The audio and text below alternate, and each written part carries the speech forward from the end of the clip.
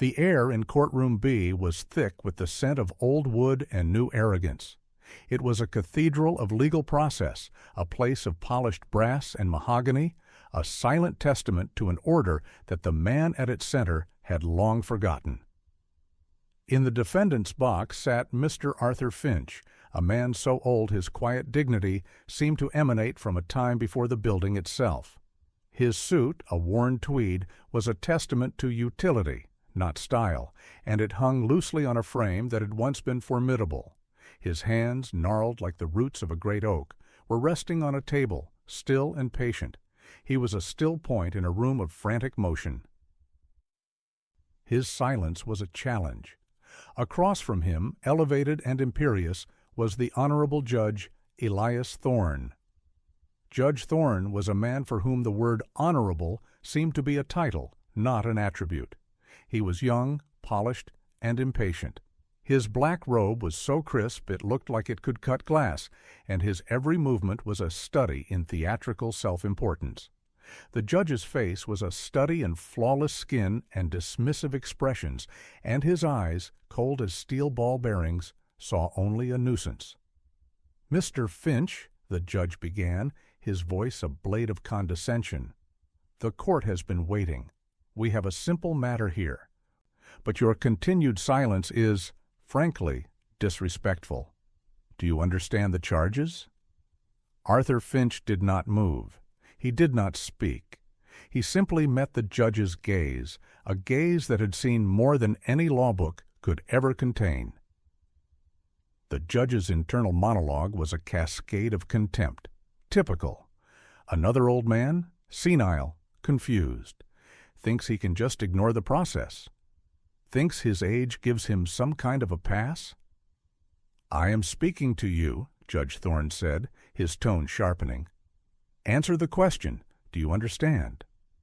Arthur's lips parted. His voice, when it came, was a whisper of dry leaves on a late autumn wind. "Yes?" It was a single syllable, yet it held a universe of calm. The judge, however, heard only apathy. He leaned forward, his polished facade cracking just a bit. He had a crowd today. The public gallery was full of reporters and onlookers drawn to the minor celebrity of a tech mogul's lawsuit, but now they were captivated by this sideshow. "Are you mocking this court, sir?" the judge demanded, the rhetorical question serving only to assert his dominance. A murmur ran through the gallery. Some snickered. The tech mogul's defense attorney, a sleek man in a suit 1,000 times more expensive than Arthur's, smiled behind his hand. The narrative of the story was already being written. An old man, foolish and defiant, facing the might of the law. Arthur Finch remained impassive. The narrative of his own life was not written in easy ink. It was etched in the bitter cold and the silent screams of forgotten wars. He had learned long ago that the loudest voice was rarely the most powerful. He was a statue of patience, a bulwark against the judge's raging ego. "Your silence is not a sign of wisdom, Mr. Finch," the judge said, his voice dropping to a theatrical whisper. "It is a sign of ignorance, or perhaps of cowardice." The word hung in the air, a cruel hook. A woman in the back row, a young veteran named Commander Lena Ramirez, stiffened. She watched the old man's face. No flicker, no reaction. Just that profound stillness. She had seen that kind of stillness before. It was not born of fear. It was forged in the fire of absolute control. The judge continued his monologue, his voice a droning sermon on the sanctity of the court. He was like a bell, loud and ringing, but hollow inside. He was a polished stone, smooth and perfect, ignorant of the weight of the mountain from which it had fallen. "I am going to hold you in contempt," the judge said, "unless you can provide a single, compelling reason for this court to take you seriously." He gestured with a dismissive flick of his hand. "Something, anything, that proves you're not merely a stubborn old fool wasting my time." Arthur's hand moved, slow, deliberate.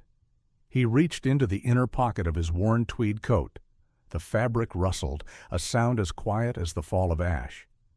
The courtroom leaned in, expecting to see a wallet or a driver's license. He pulled out a small, tarnished leather case, no bigger than his palm. The leather was scuffed and cracked, a face a roadmap of a life lived long and hard. He opened it carefully, a gesture as gentle as handling a newborn bird. Inside, nestled in a faded velvet lining, was a single, simple metal pin. It was not a medal. It was not a decoration. It was a simple, flat piece of what looked like tarnished copper, shaped like a bird's wing, with a single small star embedded in its center. The ribbon it hung from was a dark, faded blue. As Arthur held the pin, the room and the man inside it seemed to dissolve. The polished wood of the court became the jagged rock of a remote mountain pass. The air, once scented with wood and paper, was suddenly thick with the acrid stench of cordite and the smell of fear. A cold wind whipped through the pass, carrying the low, guttural sounds of a distant enemy. He felt the cold weight of a long-forgotten rifle in his hands, the familiar ache in his shoulder. His skin prickled with the memory of shrapnel. It was a sensory hallucination, a rapid-fire sequence of moments from a past life. The cold metal of the pin was the cold metal of a rifle plate he had held against a wound. The small star was a star he had seen in the sub-zero sky of an alien land, a star that had guided him and his brothers through a hell that had no name. The ribbon was the same color as the sky just before dawn. A time when he had thought he would never see another sunrise. The flashback passed as quickly as it came. He was back in the courtroom. Judge Thorne was looking at the pin with a sneer of utter disappointment. "Is that all?" the judge scoffed. "A little trinket? That is your proof?" He turned to the bailiff. "Confiscate that," he ordered, his voice dripping with distaste. "It's a violation of court decorum, and then we'll see how silent Mr. Finch is in a jail cell." The bailiff, a large man with a weary face, moved forward. He reached for the pin. "No," Arthur Finch said, his voice a steel cable of quiet refusal. It was the first word he had spoken that had an echo in the room, a weight that even the judge could not dismiss. The bailiff froze, his hand inches from the tarnished metal. "I believe you misunderstood me, Mr. Finch," the judge said, his voice a low growl. "I said confiscate it. Now." The bailiff hesitated. His eyes flicked from the unyielding old man to the imperious judge. He chose the latter. His large hand closed on the pin. It was at that moment that Commander Lena Ramirez, watching from the gallery, saw it. As the bailiff's hand moved, the light caught the pin just so. It wasn't a pin at all. It was a wing, yes, but not of a bird. It was a raptor's wing. The small star was a specific, unofficial marker used by an elite, clandestine special operations group.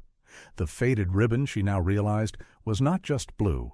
It was a specific shade of dark blue, a color that had a very particular meaning, and the single, faint number etched on its reverse, almost invisible to the naked eye. 734. A tremor of cold realization ran through her. This wasn't some trinket. This was a ghost, a legend from a forgotten war. Her face went pale. The bailiff's hand was still moving. There was no time. She slipped her phone from her pocket and typed furiously, her fingers a blur. It was a single number, a secure line she had been given as a part of her training, but had never once thought she would have to use. A single text message. Delta 1 is in the courtroom, 7:34.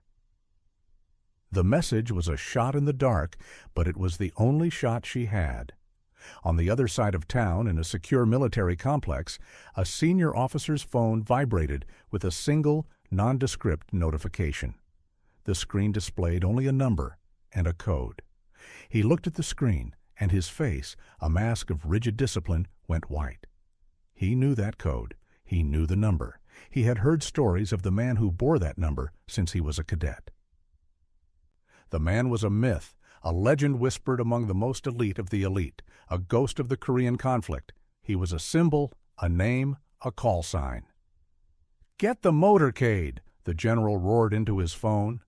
"Now, full honor guard, and get every official car we have. We're going to the courthouse, and God help the man who gets in my way." Back in the courtroom, the bailiff's hand closed on the pin. Arthur Finch's eyes, until now still and placid, hardened. His gaze met the bailiff's, and for a split second, the younger man saw something that made him falter. It was not anger. It was something far colder and more terrifying, the patience of a predator who has waited a very long time. "I asked you to hand it over," Judge Thorne sneered. The bailiff, shaking off the momentary hesitation, grasped the pin. It was at that exact final moment that the heavy oak doors of the courtroom burst open, slamming against the marble walls with a sound like a thunderclap. Every head in the room turned. Silence. A phalanx of military officers in full-dress uniform strode into the room, their movements synchronized and precise.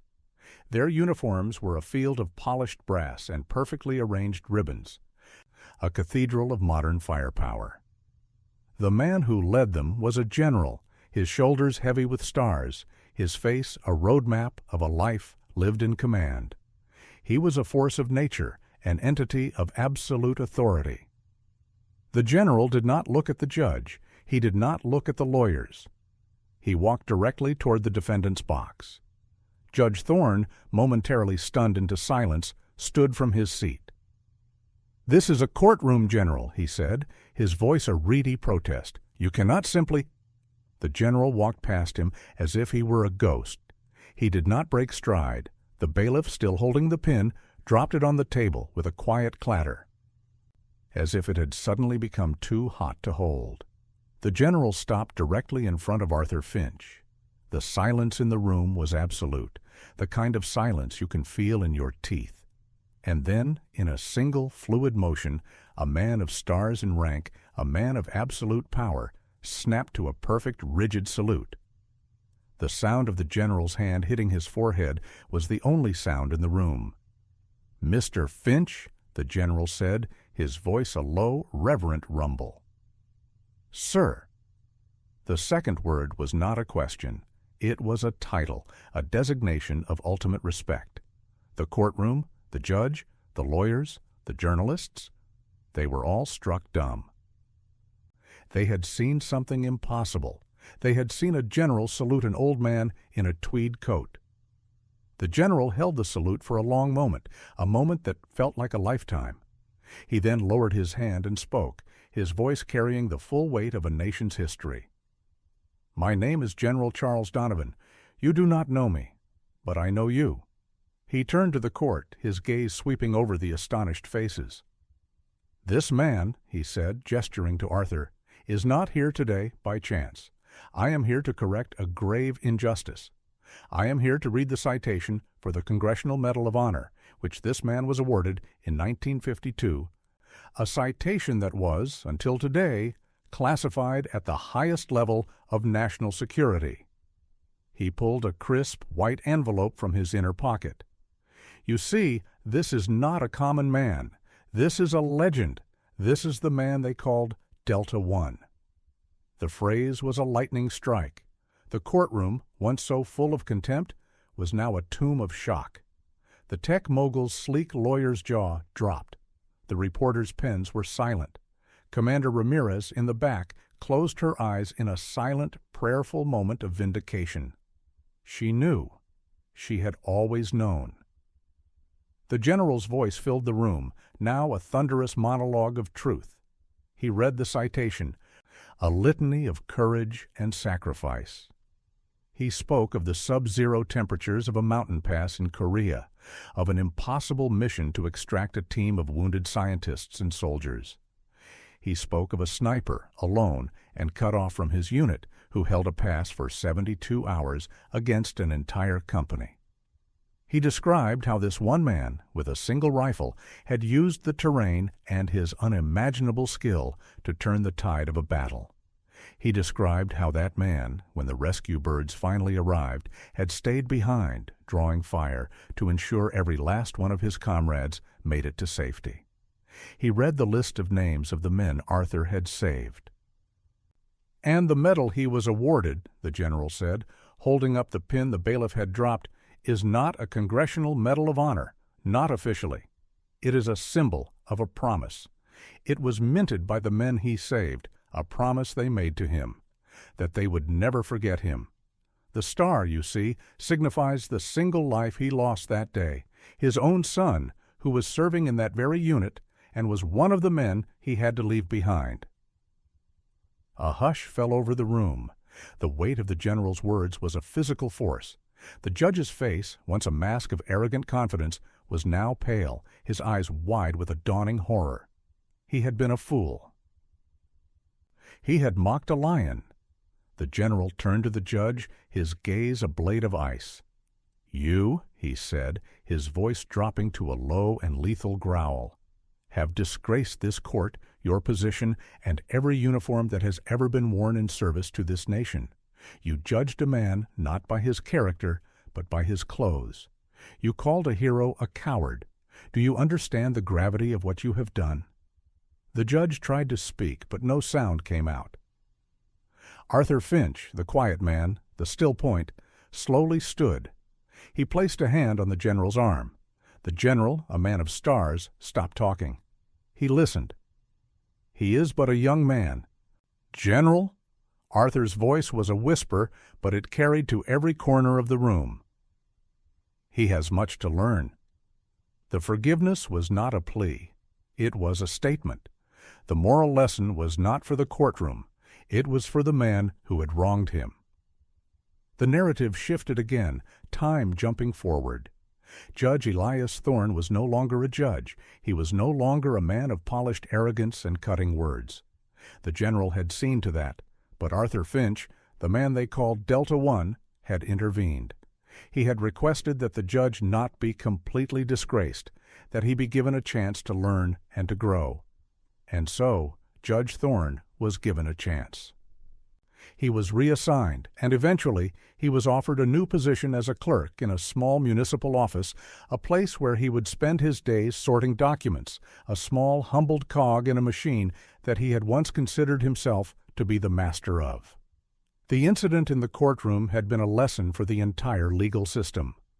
From that day on, a new mandatory training program was put in place for all new judges, a program informally known as the Finch Protocol, a lesson on humility and respect. Weeks later, Elias Thorne, his arrogance gone, was walking home from his job. He was a man humbled by his own flawed judgment. He passed a small park. An old man sat on a bench, a single faded leather case in his hands. He was surrounded by a group of young children who were listening with rapt attention to a story he was telling. The old man looked up, and his gaze met Elias's. It was Arthur Finch. He did not speak. He did not gesture. He simply offered a small, knowing smile. Elias Thorne, in turn, offered a quiet, respectful nod. It was a moment of grace, a final lesson from a man who had more to teach than any law book could ever contain. He was a hero in a tweed coat, a legend in plain sight. If you were moved by Mr. Finch's story, please like this video, share it with someone who needs to see it, and subscribe to this channel for more stories of quiet courage and unsung heroes.